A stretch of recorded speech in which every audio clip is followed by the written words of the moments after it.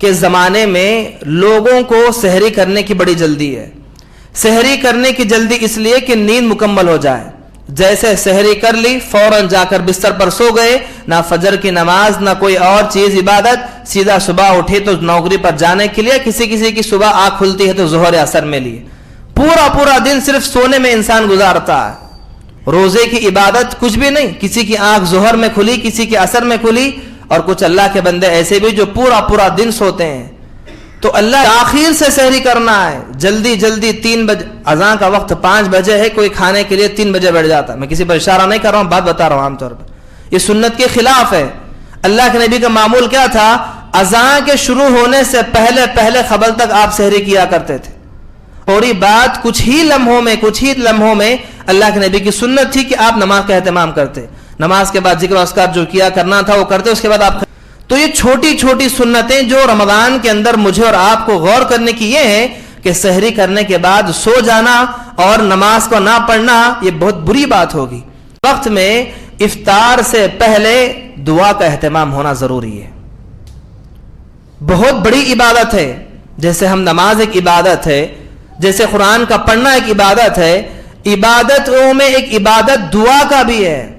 اور یہ گھڑی ایسی گھڑی ہوتی ہے افطار کی, افطار سے پہلے جب بندہ بیٹھ کر صبح سے بھوکا پیاسا ہو کر, بھوک کی شدت کو برداشت کرتا ہوا, پیاس کی شدت کو برداشت کرتا ہوا, جب ہاتھ اٹھا کر اللہ تعالیٰ کے سامنے گڑ گڑاتا ہے, اللہ سے مانگتا ہے, جو منتیں اس کی تھی, وہ جو چیزیں مانگنی تھی اللہ سے مانگتا ہے, اللہ کی قسم افطار سے پہلے ہونے والی دعائیں فوراً قبول کی جاتی ہیں. اللہ کے نبی نے فرمایا کہ تم افطار سے پہلے یہ دعا کا اہتمام کرو, یہ قبولیت کی گھڑی کا وقت ہے. اس گھڑی میں ہونے والی دعائیں کبھی رد نہیں ہوتی, رنگ لاتی ہیں. لیکن انسان کرتا کیا ہے؟ اس گھڑی میں دعائیں مانگنے کے وقت میں انسان بے جا فضول کاموں میں لگا ہوتا ہے. کھانے پینے کی چیزوں کو جمع کرنے میں, افطار کے آئٹمز کو جمع کرنے میں, فلاں میں گھر کے اندر اگر ماحول ہو تو گھر میں کھانے پکانے کے ماحول میں عورتیں لگ جاتی ہیں. لیکن ہونا یہ چاہیے کہ اصول بنائیں, ترتیب بنائیں کہ افطار سے آدھا گھنٹہ پہلے پورے کاموں کاج سے ہم فارغ ہو جائیں. جو بھی کام کرنا ہے, جو بھی کھانے پینے کی چیزیں جمع کرنا ہے, افطار کے جو بھی پکوان ہمیں پکانے ہیں, لانے ہیں, جمانے ہیں, سارے کام آدھا گھنٹہ پہلے ختم ہونے چاہیے. اور کم از کم آدھا گھنٹہ تو عبادت کے لیے, دعا کے لیے خاص نکالنا ضروری ہے. الذي انزل فيه القرآن هدى للناس وبينات من الهدى والفرقان.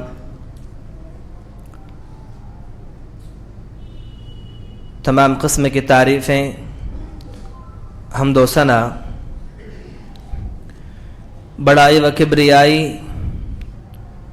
اسی اللہ کے لیے لائق و سزاوار ہیں جو اس کائنات کا رب العالمین ہے. بے پناہ درود و سلام نازل ہو تمام انبیاء علیہ الصلاۃ والسلام پر, بالخصوص میرے اور آپ کے آخری نبی جناب محمد رسول اللہ صلی اللہ علیہ وسلم مقدسہ پر. اللہم صلی وسلم بارک علیہ.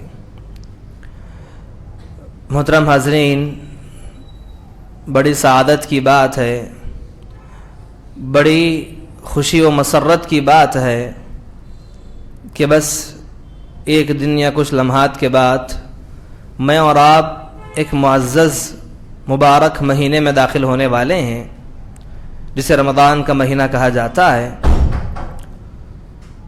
دعا کرتے ہیں اللہ تعالیٰ سے, اللہ تعالیٰ ہم تمام کو یہ مبارک مہینہ صحت و عافیت کے ساتھ نصیب فرمائے. محترم حاضرین, جیسا کہ گزشتہ جمعہ میں ہم نے رمضان کی فضیلت کے حوالے سے, رمضان کے مہینے کی خصوصیت کے حوالے سے چند باتیں گفتگو کی تھی, تو میں نے مناسب سمجھا کہ آج کا جمعہ بھی اسی رمضان کی مناسبت سے کہ رمضان مجھے اور آپ کو کیسے گزارنا چاہیے, اور اسلاف میں اور بالخصوص اللہ کے نبی صلی اللہ علیہ وسلم اور آپ کے صحابہ رمضان کیسے گزارتے تھے, اس حوالے سے کچھ باتیں میں آپ کے سامنے رکھنے کی کوشش کروں گا. دعا کرتا ہوں اللہ تعالیٰ سے کہ اللہ تعالیٰ پہلے مجھ کہنے والے کو بھی اور ہم تمام سننے والوں کو بھی عمل کرنے کی توفیق عطا فرمائے، آمین۔ محترم حاضرین، جیسا کہ ہم نے کہا کہ جب بھی یہ مہینہ آتا اللہ کے نبی صلی اللہ علیہ وسلم کا معمول تھا کہ آپ صلی اللہ علیہ وسلم صحابہ کو مبارکبادیاں پیش کرتے، اتاکم رمضان شہر مبارک، رمضان کا مہینہ آ گیا ہے، بڑی مبارک مہینہ ہے، خوشیوں کا مہینہ ہے۔ اللہ کے نبی صلی اللہ علیہ وسلم مبارکبادی پیش کیا کرتے تھے، اور جب بھی یہ مہینہ آتا آپ کی عبادتیں عروج پر ہو جاتی۔ عام دنوں میں تو اللہ کے نبی کی عبادتیں ہوتی ہی تھیں عروج پر، لیکن بالخصوص جب رمضان کا مہینہ آتا عام دنوں کے حالات سے رمضان کی عبادتیں اللہ کے نبی کی اور بڑھ جاتی تھی۔ جو قیام اللہ کے نبی عام دنوں میں کرتے تھے، رمضان کا مہینہ کیا آتا آپ کے قیام اللیل کا وقت اور بڑھ جاتا۔ جو کام آپ جو نیکی کے کام آپ عام دنوں میں کیا کرتے تھے، وہی کام رمضان کا مہینہ آتا تو اس سے اور اس میں زیادتی ہو جاتی، عروج پر آ جاتی۔ تہجد کی عبادت، روزے کی عبادت، اعتکاف کی عبادت، قرآن کی تلاوت کی عبادت، ذکر و اذکار کی عبادت، جو عبادات اللہ کے نبی عام دنوں میں کرتے تھے، رمضان کا مہینہ آتا تو اس میں کمی نہیں بلکہ بہت زیادتی ہو جاتی تھی۔ محترم حاضرین، جیسا کہ ایک خاص عبادت جہاں سے اللہ کے نبی کا رمضان شروع ہوتا وہ روزے کی عبادت سے، جسے میں بھی آپ بھی سنت کے حساب سے کرتے ہیں۔ روزوں کا جو اہتمام اللہ کے نبی صلی اللہ علیہ وسلم کا کیا کرتے تھے، عام دنوں میں بھی آپ نے مہینے کے روزے آپ رکھا کرتے تھے، نفل روزوں کا اہتمام آپ کا ہوتا۔ رمضان کے روزے تو فرض ہیں، یہ تو رکھنا ہی رکھنا ہے، کسی بھی حال میں معاف نہیں۔ تو اس روزوں کا آپ کا شروعات ہوتی روزے سے، اور سب سے پہلے اس زمانے میں 2 وقت کی اذانیں دی جاتی تھی۔ ایک اذان ہوتی تھی حضرت بلال رضی اللہ عنہ کے زبان سے، حضرت بلال رضی اللہ عنہ ایک اذان دیا کرتے سحری کے وقت میں، اور ان کی اذان سے سحری شروع ہوتی، اور دوسری اذان عبداللہ ابن مکتوم رضی اللہ عنہ سے ختم ہوتی تھی۔ فجر کی اذان آپ دیا کرتے تھے۔ حضرت عبداللہ بن ام مکتوم کی جب اذان ہوتی تو اللہ کے نبی نے کہا کہ جب حضرت بلال کی اذان کو سنو تو سحری کو شروع کرو، اور عبداللہ بن ام مکتوم کی اذان کو سنو تو اپنے سحری کو ختم کر دو۔ اور آپ نے سحری کھانے کا حکم دیا، کہا کہ پچھلی قوموں میں اور ہماری قوم کے روزوں میں فرق یہی ہے کہ ہم سحری کھاتے ہیں، وہ سحری نہیں کھایا کرتے تھے۔ روزہ صرف اس امت محمدیہ کے لیے نہیں تھا، روزے کی عبادت اس قوم سے پہلے بھی کئی قوموں کے اوپر روزے کی عبادت تھی، اور آج بھی دوسرے مذاہب کے اندر بھی روزہ ہے۔ صرف روزہ مسلمان نہیں رکھتا، مسلمان کے علاوہ غیر مسلم بھی، یہودی بھی، نصارہ بھی، ان کے بھی روزے ہوتے ہیں، یہ بھی روزہ رکھتے ہیں۔ لیکن ان کے روزے میں کیا ہوتا ہے فرق؟ ان کے روزے میں سحری نہیں ہوتی، افطار نہیں ہوتی جیسے ہمارے روزوں میں ہوتی ہے۔ ہمارے روزے میں اللہ نے کیا کہا کہ سحری کرو، سحری کھانے میں برکت ہے، اور افطار کرو، افطار کا وقت مبارک وقت ہے۔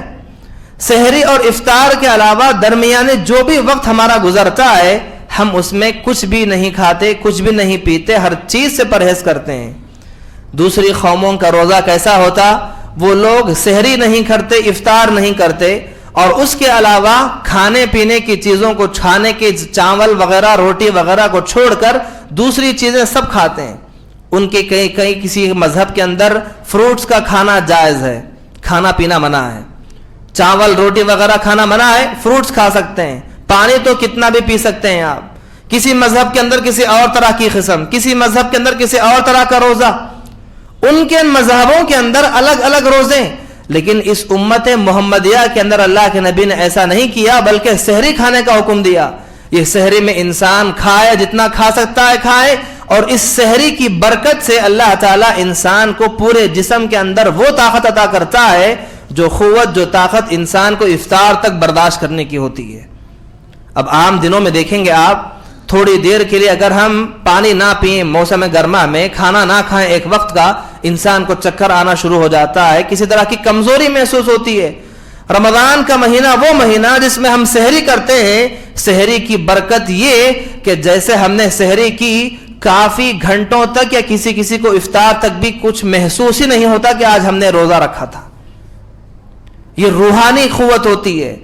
इंसान के अंदर के जिस्म के अंदर जो रूह होती है, उस रूह के अंदर अल्लाह ऐसी क़ुव्वत अता करता है सहरी की बरकत से कि इंसान को ना प्यास की शिद्दत ना भूख की शिद्दत कुछ भी महसूस नहीं होती। तो मोहतरम हाजरीन, अल्लाह के नबी सहरी किया करते थे, आपने खाने का हुक्म भी दिया। और अल्लाह के नबी की सुन्नत है ये कि आप सल्लल्लाहु अलैहि वसल्लम सहरी करने के फौरी बाद नमाज का एहतमाम करते। आप देखेंगे एक बुरी चीज, बहुत बुरी चीज माशरे के अंदर देखी जाती है। जैसे मैंने पिछले जुमा में मैंने कहा कि जमाने में लोगों को सहरी करने की बड़ी जल्दी है। सहरी करने की जल्दी इसलिए कि नींद मुकम्मल हो जाए। जैसे सहरी कर ली, फौरन जाकर बिस्तर पर सो गए, ना फजर की नमाज ना कोई और चीज इबादत, सीधा सुबह उठे तो नौकरी पर जाने के लिए, किसी किसी की सुबह आंख खुलती है तो जोहर असर में लिए, पूरा पूरा दिन सिर्फ सोने में इंसान गुजारता है। रोजे की इबादत कुछ भी नहीं, किसी की आंख जोहर में खुली, किसी की असर में खुली, और कुछ अल्लाह के बंदे ऐसे भी जो पूरा पूरा दिन सोते हैं। तो अल्लाह के नबी का मामूल था कि रोजे की हालत में आप सहरी करने के बाद, सहरी भी आपने क्या कहा कि सहरी में ताखीर किया करो। एक सुन्नत अल्लाह के नबी की, सहरी में ताखीर करने का हुक्म दिया और इफ्तार में जल्दी करो। ये उम्मत उस वक्त तक खैर और भलाई में होगी जब तक कि वो सहरी में ताखीर करे और इफ्तार में जल्दी करे। उम्मत की खैर और भलाई इफ्तार में जल्दी करने में, सहरी में ताखीर करने में। ताखीर से सहरी करना है, जल्दी जल्दी 3 बजे, अज़ान का वक्त 5 बजे है, कोई खाने के लिए 3 बजे बैठ जाता है। मैं किसी पर इशारा नहीं कर रहा हूं, बात बता रहा हूं आमतौर पर। यह सुन्नत के खिलाफ है। अल्लाह के नबी का मामूल क्या था? अज़ान के शुरू होने से पहले पहले खबर तक आप सहरी किया करते थे, और सहरी करने के बाद आपकी सुन्नत यह रही कि आप फौरन नमाज पढ़ा करते थे। हजरत ज़ैद बिन साबित कहते रज़ियल्लाहु तआला अन्हु, इनसे पूछा गया कि मैंने अल्लाह के नबी के साथ सहरी की, और सहरी करने के बाद मैंने अल्लाह के नबी को कब नमाज का वक्त पाया? सहरी खत्म हुई, अज़ान खत्म हुई, इतनी देर वक्फा अल्लाह के नबी ने लिया जितने वक्फे में 50 आयतें पढ़ी जाएं। एक आदमी बैठकर कुरान मजीद खोलकर 50 आयतें कितनी देर में पढ़ता है, इतनी देर में मैंने अल्लाह के नबी को पाया। इसके फौरी बाद अल्लाह के नबी नमाज के लिए खड़े हो गए। तो नमाज के फौरी बाद, सहरी के फौरी बाद कुछ ही लम्हों में अल्लाह के नबी की सुन्नत थी कि आप नमाज का एहतमाम करते। नमाज के बाद जिक्र अस्कार जो किया करना था वो करते, उसके बाद आप खैरुल्लाह का एहतमाम किया करते थे। तो ये छोटी छोटी सुन्नतें जो रमजान के अंदर मुझे और आपको गौर करने की ये है कि सहरी करने के बाद सो जाना और नमाज को ना पढ़ना, ये बहुत बुरी बात होगी। जिस इबादत के अंदर हम रोजे में दाखिल हैं, इस इबादत में दाखिल होने के बाद कोई और इबादत मुझसे और आपसे छूटनी नहीं चाहिए। जैसे हम गुनाहों से परहेज करते हैं, जैसे हम बुराइयों से, बदकारियों से, हराम कामों से अपने आप को बचाते हैं, वहीं पर मुझे और आपको यह भी कोशिश करनी चाहिए कि रमजान के अंदर रोजे की हालत में फर्ज नमाजें हमसे छूट ना जाएं, और बिलखुसूस फजर की नमाज। तो ये अल्लाह के नबी की सुन्नत रही।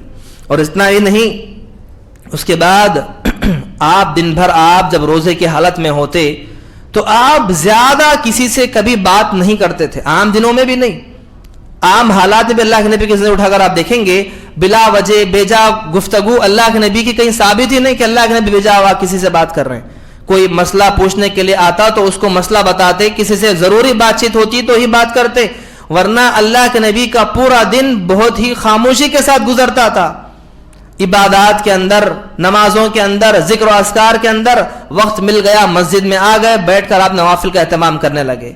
वक्त मिल गया, बैठ गए, कुरान खोलकर तिलावत करने लगे, दुआओं का एहतमाम करने लगे। ये काम होना चाहिए। रोजे की हालत में अगर आप कोई काम और काज के लिए जा रहे हैं, आपकी दुकान है, आपकी तिजारत है, आप किसी जगह पर नौकरी कर रहे हैं, अपने काम में मसरूफ हैं तो बात अलग है, लेकिन किसी काम में मसरूफ नहीं है, फ्री हैं आप, वक्त है आपके पास, तो फिर आपको चाहिए कि आप उठें, उठकर चाहे घर में पढ़ सकते हैं, मस्जिद में पढ़ सकते हैं, नवाफिल का, कुरान मजीद की तिलावत का, दुआओं का एहतमाम करें। यह महीना आया ही नेकियां कमाने के लिए। इस महीने के अंदर होने वाली एक एक नेकी 70 गुनाहों को ज्यादा ले जाती है। सबकत करने वालों में रमजान का महीना ऐसा महीना है जिस महीने के अंदर किसी इंसान का नाम जहन्नम में लिख दिया गया होगा, रमजान के महीना आने के बाद उसमें इबादतें करने के बाद वो आदमी जहन्नम से निकालकर जन्नत के अंदर दाखिल किया जाता है। کئی کئی لوگوں کے نام جہنم میں ہوتے ہیں. رمضان کا مہینہ وہ جیسے پاتے ہیں, جیسی عبادتیں ہوتی ہیں, جیسے گناہوں کی معافی مانگتے ہیں, جیسے رو رو کر گڑ گڑاتے ہیں, ان کے نام جو جہنم کی فہرست میں تھے اللہ تعالیٰ نکال کر آزاد کر کے جنت کے اندر داخل کر دیتا ہے. تو کتنی خصوصی بات ہے. تو انسان کو چاہیے کہ پورا دن انسان کوشش کرے کہ عبادات میں ہو, نہ تو نوافل میں, یا تو پھر ذکر و اذکار میں, یا بالخصوص قرآن کی تلاوت کرنا. یہ رمضان کا مہینہ ہی ہے قرآن کی تلاوت کرنے کا, بالخصوص زیادہ سے زیادہ کریں. اب آئیں سحری کے وقت پر چلیں. نمازوں کے پابند تو ہم ہیں ہی, نماز تو پورے مکمل پڑھ ہی لیں گے. اور سحری کا وقت جب آتا تھا, اللہ کے نبی صلی اللہ علیہ وسلم معمول تھا کہ آپ صلی اللہ علیہ وسلم نے تنبیہ کی, تاکید کی کہ افطار کے وقت میں افطار سے پہلے دعا کا اہتمام ہونا ضروری ہے. بہت بڑی عبادت ہے. جیسے ہم نماز ایک عبادت ہے, جیسے قرآن کا پڑھنا ایک عبادت ہے, عبادتوں میں ایک عبادت دعا کا بھی ہے. جب ہم ہاتھ اٹھا کر دعا کرتے ہیں گویا ہم عبادت کر رہے ہیں. اللہ سے مانگنا بھی عبادت ہے. اور یہ گھڑی ایسی گھڑی ہوتی ہے افطار کی, افطار سے پہلے جب بندہ بیٹھ کر صبح سے بھوکا پیاسا ہو کر, بھوک کی شدت کو برداشت کرتا ہوا, پیاس کی شدت کو برداشت کرتا ہوا, جب ہاتھ اٹھا کر اللہ تعالیٰ کے سامنے گڑ گڑاتا ہے, اللہ سے مانگتا ہے, جو منتیں اس کی تھی, وہ جو چیزیں مانگنی تھی اللہ سے مانگتا ہے, اللہ کی قسم افطار سے پہلے ہونے والی دعائیں فوراً قبول کی جاتی ہیں. اللہ کے نبی نے فرمایا کہ تم افطار سے پہلے یہ دعا کا اہتمام کرو, یہ قبولیت کی گھڑی کا وقت ہے. اس گھڑی میں ہونے والی دعائیں کبھی رد نہیں ہوتی, رنگ لاتی ہیں. لیکن انسان کرتا کیا ہے, اس گھڑی میں دعائیں مانگنے کے وقت میں انسان بے جا فضول کاموں میں لگا ہوتا ہے. کھانے پینے کی چیزوں کو جمع کرنے میں, افطار کے آئٹمز کو جمع کرنے میں, فلاں میں گھر کے اندر اگر ماحول ہو تو گھر میں کھانے پکانے کے ماحول میں عورتیں لگ جاتی ہیں. لیکن ہونا یہ چاہیے کہ اصول بنائیں, ترتیب بنائیں کہ افطار سے آدھا گھنٹہ پہلے پورے کام و کاج سے ہم فارغ ہو جائیں. جو بھی کام کرنا ہے, جو بھی کھانے پینے کی چیزیں جمع کرنا ہے, افطار کے جو بھی پکوان ہمیں پکانے ہیں, لانے ہیں, جمانے ہیں, سارے کام آدھا گھنٹہ پہلے ختم ہونے چاہیے. اور کم از کم آدھا گھنٹہ تو عبادت کے لیے, دعا کے لیے خاص نکالنا ضروری ہے. جو بندے رمضان کے مہینے میں دعا نہ کر پائیں, ڈھنگ سے ہم پورے 11 مہینوں میں اللہ کے سامنے مانگتے تو نہیں ہیں, ویسے نہیں مانگتے جیسے مانگنا چاہیے, وہ 11 مہینے تو نہیں مانگتے, کم از کم اس مہینے میں جہاں پر قبولیت کی گارنٹی دی گئی, وعدہ کیا گیا, اس میں تو انسان کو کثرت سے مانگنا چاہیے اللہ تعالیٰ سے. اور اس طرح سے آپ دیکھیں گے افطار میں جلدی کرنے کا حکم اللہ کے نبی نے دیا. اور کچھ اللہ کے نبی کی زندگی اٹھا کر آپ دیکھیں گے, صوم وصال بھی اللہ کے نبی کی زندگی میں تھا. صوم وصال کیا ہے؟ ایک روزے کے بعد فوری دوبارہ پھر سے روزہ رہ جانا, بنا سحری کے روزہ. یہ صرف اللہ کے نبی کی خصوصیت تھی, آپ نے منع کیا, اپنی امت کے لیے پسند نہیں کیا آپ نے. صوم وصال کیا تھا؟ اللہ کے نبی سحری کرتے صبح میں, افطار نہیں کرتے تھے. افطار کا وقت ہو جاتا, دوبارہ پھر سے وہ شام شروع ہوتی, دوبارہ پھر سے سحری کا وقت آتا, تب بھی سحری نہیں کھاتے, پھر سے دن گزرتا, پھر افطار کا وقت آتا. کبھی کبھار 2 دن کا آپ صوم وصال کرتے تھے, کبھی 3 دن تک ایک سحری پر آپ رکھ کر افطار کیا کرتے تھے. یہ صرف اللہ کے نبی خصوصیت تھی, صحابہ نے خواہش ظاہر کی, اللہ کے نبی نے منع کیا. کہا کہ اللہ کے نبی نے کہا کہ مجھے اللہ نے وہ قوت عطا کی ہے, میں برداشت کر سکتا ہوں, لیکن تمہارے اندر وہ برداشت کرنے کی طاقت نہیں, تمہارے لیے جائز نہیں ہے. کچھ صحابہ نے خواہش ظاہر کی تو اللہ کے نبی صلی اللہ علیہ وسلم نے حکم دیا ایک مرتبہ کرنے کے لیے. کچھ صحابہ آپ کے ساتھ روزہ رکھ بھی لیے, روزہ وصال.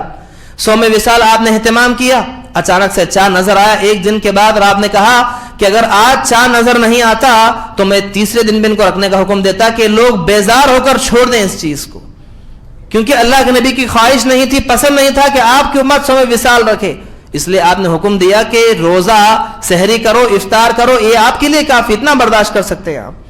اب اس کے علاوہ آپ دیکھیں گے جب روزہ فرض ہوا, کچھ چیزیں اس وقت میں, کچھ پابندیاں تھیں مسلمانوں کے اوپر. کیسی پابندیاں تھیں؟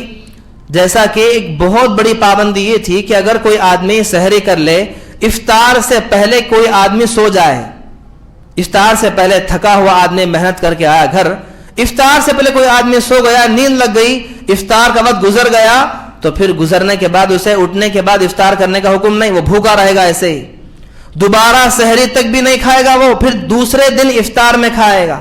یہ حکم تھا پہلے. ایک صحابی رسول کون ہے؟ حضرت خیس بن سرما رضی اللہ تعالیٰ عنہ. حضرت خیس کیا کرتے ہیں؟ روزہ رکھ لیتے ہیں, سحری کرتے ہیں. سحری کرنے کے بعد دن بھر کام و کاج کر کے تھک کر گھر پہنچتے ہیں. پہنچنے کے بعد بیوی کو انہوں نے پوچھا کہ کیا ہے بنانے کھانے کے لیے؟ تو ان کی بیوی نے کہا کہ ابھی کھانا بن جائے گا, کچھ سالن وغیرہ کا رکھا ہوا ہے, گرم کر کے لا دوں گی. ان کی بیوی جب کھانا بنانے کے لیے چلی گئی, ان کی آنکھ لگ گئی. حضرت خیس کی آنکھ لگ گئی تو آپ سو گئے. وقت افطار کا نکل گیا, آنکھ کھلی تو دیکھا کہ افطار کا وقت گزر چکا تھا. اب حکم کیا تھا اس زمانے میں؟ پہلے روزہ فرض ہوا ابتدائی دور مدینے کے اندر, پہلا دور تھا, بھی کچھ فرائض حکم نہیں ہوئے تھے. اللہ کے نبی کو معلوم ہوا تو جب حصول یہی تھا کہ افطاری نہیں کریں گے, نیند کھل گئی, اب بھوکے رہیں گے. رات بھر بھوکے رہے, صبح سحری ہو گئی, کھانے کا حکم نہیں, اور پھر دوسرے دن افطار کرنا ہے بنا سحری کے. اب دوسرا دن بھی شروع ہوا, ظہر سے پہلے, ظہر کے بعد دوپہر کے وقت میں آپ کو چکر آنا شروع ہوا, بے ہوش ہو کر گر گئے. جیسے بے ہوش ہو کر گر گئے, آسمان سے فوراً وحی نازل ہو گئی. احل لکم لیلۃ الصیام الرفث الی نسائکم ہن لباس لکم وانتم لباس لہن. کیا حکم ہوا؟ اللہ تعالیٰ نے کہا یہ ایک حکم تھا کہ کیا چیز؟ کہ آدمی افطار سے پہلے سو جائے اور اس کی افطار کا وقت گزر جائے تو آدمی دوسرے دن افطار کرے گا بھوکا رہ کے, یہ حکم تھا. اور دوسرا ایک پابندی کیا تھی جانتے ہیں؟ میاں بیوی کے تعلقات قائم کرنا جائز نہیں تھا. میاں بیوی دونوں پورا مہینہ الگ رہیں گے, افطار ہو بھی جائے راتوں میں ملنا منع ہے. افطار کا وقت ختم بھی ہوا, روزے سے باہر نکل گئے, پھر بھی میاں بیوی اپنے تعلقات قائم نہیں کر سکتے, یہ حکم بھی تھا. جب حضرت خیس بے ہوش ہو کر گر گئے, آسمان سے وحی نازل ہوئی, احل لکم لیلۃ الصیام الرفث الی نسائکم ہن لباس لکم وانتم لباس لہن. اللہ نے دونوں حکم کو یہاں سے ختم کر دیا. کہا کہ آپ کو یہاں سے پابندیاں نہیں ہیں, آپ سحری کریں, افطار کریں, افطار کے وقت میں کسی کی نیند لگ بھی جائے تو نیند کھلنے کے بعد افطار ہو کر سکتا ہے, اور افطاری کے بعد سے لے کر دوبارہ سحری تک جو آدمی اپنے بیوی سے ملنا چاہے وہ ملاقات بھی کر سکتا ہے. اللہ اکبر. آسانیاں بڑھا دی گئی. دیکھیے کتنا پیارا مذہب ہے اسلام. اس اسلام کے اندر اللہ تعالیٰ نے کسی کو کسی طرح کی پابندی نہیں لگائی, سختی نہیں ہے اسلام کے اندر. ایک اتنا خوبصورت اسلام ہے کہ سختی نہیں. عبادت کرنے میں تکلیف ہو رہی ہے آپ کو, تھوڑی کم کر لیں. آپ کھڑ کر نماز نہیں پڑھ سکتے, بیٹھ کر پڑھ لیں نماز. آپ بیٹھ کر نہیں پڑھ سکتے, سو کر پڑھیں. آپ وضو کے لیے آپ کو اپنے جسم کے اندر برداشت نہیں کر سک رہے پانی کو چھونا, تیمم کر کے آپ وضو کر سکتے ہیں. مشقت کو آپ کو چھوٹ دی گئی, ایسی چھوٹ. اب روزے کے حالت میں کیا ہے؟ اگر کوئی کسی بندے کی طبیعت خراب ہو جائے, اللہ کے نبی نے اجازت دی, اگر کسی کی طبیعت خراب ہو جائے اور اتنی زیادہ خراب کہ برداشت کے باہر ہے, وہ آدمی روزے کو توڑ سکتا ہے.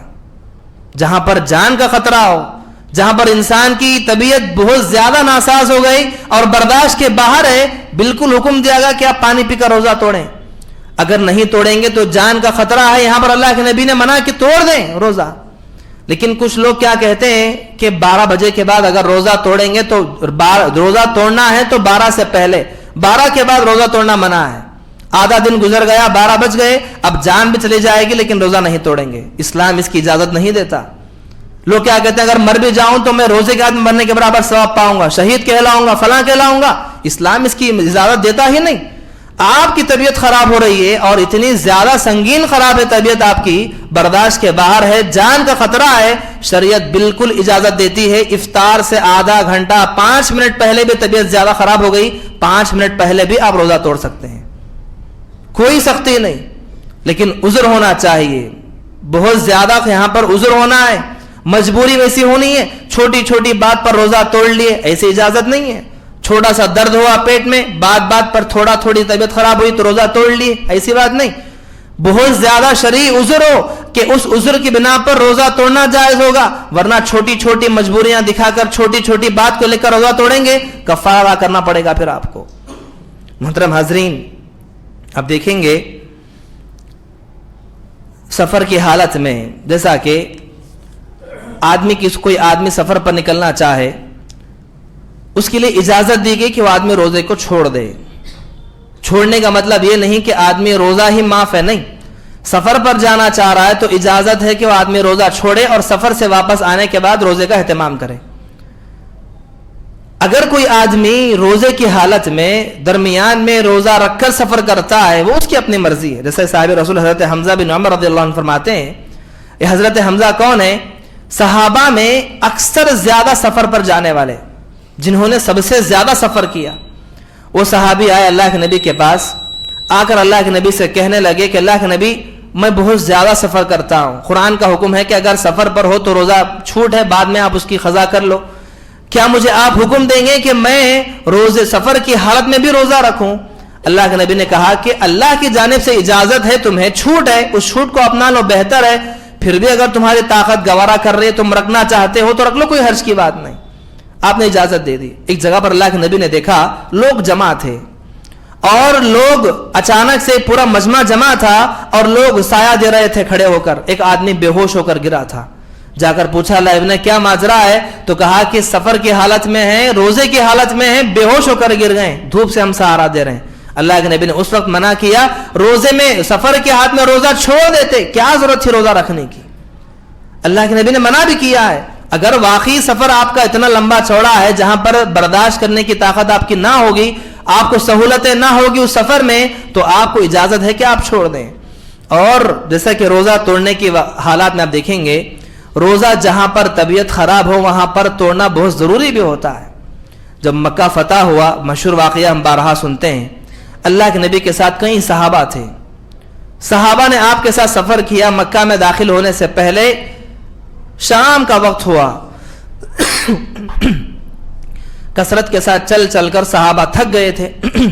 تھکان کی وجہ سے کچھ صحابہ کو ان کا صبر جواب دے گیا. وہ دھوپ کی شدت تھی، وہ ایسا ریگستان جو بارود کا، نہ کوئی سایہ نہ کوئی درخت، کچھ بھی نہیں.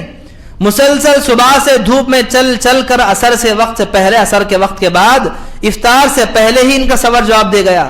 اللہ کے نبی کو معلوم ہوا کہ کچھ صحابہ کا صبر جواب دے گیا ہے، برداشت کے باہر ہے روزہ. اللہ کے نبی اونٹ پر سواری پر چڑھے، آپ نے کھجور اور پانی کا ہاتھ میں لیا، آپ نے کہا کہ میں روزہ توڑ رہا ہوں، آپ بھی توڑ دو. اللہ کے نبی نے روزہ توڑ دیا. آپ کو دیکھ کر کئی صحابہ نے بھی توڑ دیا. کیوں؟ کیونکہ برداشت کے باہر تھی وہ چیز. اب کچھ صحابہ نے کیا کیا؟ اللہ کے نبی نے تو توڑ دیا ہے اور جن لوگوں نے توڑا ہے ان کا صبر جواب دیا ہے. ہمارے اندر تو قوت باقی ہے، ہمارے اندر طاقت باقی، ہم برداشت کر سکتے ہیں افطار تک. کچھ لوگ نہیں توڑے. اللہ کے نبی کو پھر سے معلوم ہوا کہ کچھ لوگوں نے میرے روزہ توڑنے کے باوجود بھی روزہ نہیں توڑا ہے. تو اللہ کے نبی نے کہا کہ نافرمان ہے وہ میرا، نافرمان ہے وہ میرے لوگ، جنہوں نے میرے روزے توڑنے کے بعد بھی روزہ قائم کیا ہے. حالانکہ وہ صحابہ کوئی گناہ کا کام نہیں کر رہے تھے، روزہ ہی تو تھا، برداشت کرنے کی طاقت بھی تھی، لیکن اللہ کے نبی نے توڑ دیا ہے تو انہوں نے کہا، سوچا کہ ہم برداشت کر لیں گے، کوئی غلط کام تو نہیں تھا. لیکن پھر بھی اللہ کے نبی نے نافرمان کہا، نافرمان 3 مرتبہ کہا. کیوں؟ کیونکہ جہاں پر اللہ کے نبی کا حکم آ جائے وہاں پر آپ کی طبیعت، آپ کی صحت، آپ کی عقل کچھ کام نہیں کرے گی. اللہ کے نبی نے کہہ دیا توڑنا ہے تو بس توڑنا ہے. تو محترم حاضرین، جہاں پر شرعی عذر ہو تو وہاں پر روزے کو توڑنا بھی چاہیے، اگر خاص طور پر بات یہ ہو. اب قیام اللیل کی بات اگر آپ کریں گے، اللہ کے نبی کا معمول بھی تھا کہ آپ صلی اللہ علیہ وسلم رات میں قیام اللیل کیا کرتے تھے. عام دنوں میں بھی آپ کرتے، اور رمضان کا مہینہ آتا تو آپ کے قیام اللیل کی بات ہی کچھ اور ہوتی تھی. اور آپ نے انفرادی طور پر قیام اللیل کا اہتمام کیا ہے. ایک روایت کے مطابق 3 دن آپ اجتماعی طور پر آپ کرتے. 23ویں رات تھی، رمضان کا مہینہ تھا، اللہ کے نبی مسجد میں آئے، کچھ صحابہ تھے، آپ کو لے کر آپ نے قیام اللیل کا اہتمام کیا، تراویح کا آپ نے اہتمام کیا. دوسرے دن آپ پھر سے اللہ کے نبی آئے تو صحابہ کی جماعت تھوڑی بڑھ گئی تھی. تیسرے دن جب اللہ کے نبی آئے تو پھر سے جب مسجد بھرے ہوئی تھی. چوتھے دن اللہ کے نبی گھر سے باہر نکلے ہی نہیں. کہا کہ پوچھا گیا کہ کیوں نہیں آئے؟ تو اللہ کے نبی نے کہا کہ مجھے ڈر ہے کہ کہیں آپ کے شوق کو دیکھ کر عبادت اللہ تعالیٰ کی طرف سے فرض نہ کر دی جائے. تراویح کا قیام اللیل فرض نہیں ہے، چھوٹ دی گئی. اب اس چھوٹ کو لے کر آدمی یہ بھی نہ سمجھیں کہ ہمیں پڑھنا نہیں ہے، فرض نہیں ہے، عبادت نہیں. قیام اللیل ہم عام دنوں میں کرتے تو نہیں ہیں. 11 مہینے گزر جاتے ہیں، کبھی تہجد میں اٹھنے کی توفیق نہیں ہوتی. 11 مہینے گزر جاتے ہیں، کبھی رات میں ہماری آنکھ کھلتی نہیں. موقع ہے 1 مہینہ رمضان کا جہاں پر مساجد کے اندر اہتمام ہوتا ہے، جماعت کے ساتھ تراویح پڑھی جاتی ہے، قیام اللیل کیا جاتا ہے، جماعت کے ساتھ قرآن پڑھا جاتا ہے. کم از کم اس میں شمار کر کے اپنے آپ کی نیکیوں کو تو بڑھانے کا موقع ہے. بہت ہی افسوس کی بات ہوگی, بہت بری بات ہوگی کہ آدمی تراویح کو اس بات کو کہہ کر چھوڑ دے کہ عبادت فرض نہیں ہے. عبادت فرض نہیں ہے تو اب نہیں کریں گے, تو ایسی بات کہنا ہی منع ہے. کوئی عبادت فرض ہو یا نہ ہو, اللہ کے نبی نے کیا ہے. صرف فرض کو مقام دینا, نوافل کو, سنتوں کو چھوڑ دینا مومن کا کردار نہیں ہے. مومن ہر چھوٹی چھوٹی نیکی کو تلاش کرنے والا ہوتا ہے. چھوٹا سا موقع مل گیا نیکی کرنے کا, مومن آگے بڑھ کر کرتا ہے. اور قرآن مجید کی تلاوت اللہ کے نبی کا معمول تھا کہ رمضان کا مہینہ آتا تو آپ صلی اللہ علیہ وسلم تلاوت بہت زیادہ کیا کرتے تھے. حضرت جبریل رات میں آپ کے پاس آتے, آپ حضرت جبریل کو قرآن سنایا کرتے تھے, آپ کی قرآن سنی جاتی تھی. اور آخری سال تو اللہ کے نبی صلی اللہ علیہ وسلم نے 2 قرآن حضرت جبریل کو سنائی. اللہ اکبر. قرآن کو پڑھنا, قرآن کی تلاوت کرنا, یہ رمضان کی خاص عبادات میں سے ایک عبادت ہے. تو محترم حاضرین, رمضان کا مہینہ جب ہم پاتے ہیں, اس رمضان کے مہینے کے اندر ایک ایک لمحہ, ایک ایک سیکنڈ میرا اور آپ کا بہت ہی قیمتی ہے, بہت ہی قیمتی ہے. اس رمضان کے مہینے میں ہم جتنی عبادتیں بھی کر لیں, شاید کہ ہمارے نامہ اعمال کو بڑھانے کے لیے کافی نہ ہوں گی. وہ صحابہ کے اعمال کو دیکھیں, وہ سلف کے اعمال کو دیکھیں. سلف صالحین کا قول آتا ہے جب اسلاف کیا کرتے, رمضان کا چاند نظر آ جاتا, اپنے کام و کاج کو سب چھوڑ دیتے. اس کو بہت ہی دور دور تک زیادہ لین دین نہیں, زیادہ سے زیادہ مشغولیتیں صرف اور صرف عبادات کے اندر. کئی مفسرین کے بارے میں آتا ہے جو درس کے جو مشغلے بیٹھا تھا, کیوں؟ کیونکہ رمضان کا مہینہ عبادت کا مہینہ ہے. اس مہینے میں صرف عبادت ہوگی, نہ زیادہ دروس کا اہتمام ہوگا, نہ کوئی اجتماعی کے طور پر کوئی چیز ہوگی, صرف اور صرف عبادت عبادت عبادت. تو محترم حاضرین, اللہ نے مجھے اور آپ کو بہترین موقع عنایت کیا ہے. اس کو غنیمت جانتے ہوئے, بڑا قیمتی سمجھتے ہوئے اس کی اہمیت کو جانیں, اور آج یا کل چاند نظر آنے سے لے کر عید کا چاند نظر آنے تک ایک ایک لمحے میں, ایک ایک منٹ میں جتنی ہو سکے ہم عبادات کرنے کی کوشش کریں. دعا کرتا ہوں اللہ تعالیٰ سے, اللہ تعالیٰ ہم تمام کو رمضان کی خاص طور پر قدر کرنے کی توفیق عطا فرمائیں, اور ہم تمام کو اس کے اندر زیادہ سے زیادہ عبادات کی توفیق عطا فرمائیں. بے جا وقت کو ضائع کرنا کئی مسلمانوں کا ایک عام ہے. رمضان کا مہینہ آتا ہے اور خاص طور پر جب آخری عشرے کی بات آئے تو آخری عشرہ جاگنے کا ہے. تو جاگنا کہاں پر؟ مسجد کے اندر نہیں, باہر سڑکوں پر, ہوٹلوں کے پاس, فلاں جگہ پر, فلاں پر. جاگنا اپنی جگہ پر, عبادات سے چھوڑ کر صرف جاگنا رات کا مقصد ہے, تو ایسا جاگنا کوئی فائدہ نہیں ہے. جس جاگنے میں نہ آپ کی عبادت ہے, جہاں پر آپ کو شب قدر جہاں پر تلاش کرنے کا حکم دیا گیا, اس کو چھوڑ کر آپ بے جا وقت ضائع کر رہے ہیں. وقت کو ضائع کرنے والا بڑا خسارہ اٹھائے گا, نقصان اٹھائے گا. اس کے نقصان کی کیفیت وہاں پر معلوم ہوگی. اللہ تعالی ہم کو ہدایت عطا فرمائے, اور ہم تمام کو اس مہینے کو پا کر اپنے آپ کے گناہوں کی بخشش کروانے کی توفیق عطا فرمائے. آمین رب العالمین. السلام علیکم ورحمۃ اللہ وبرکاتہ.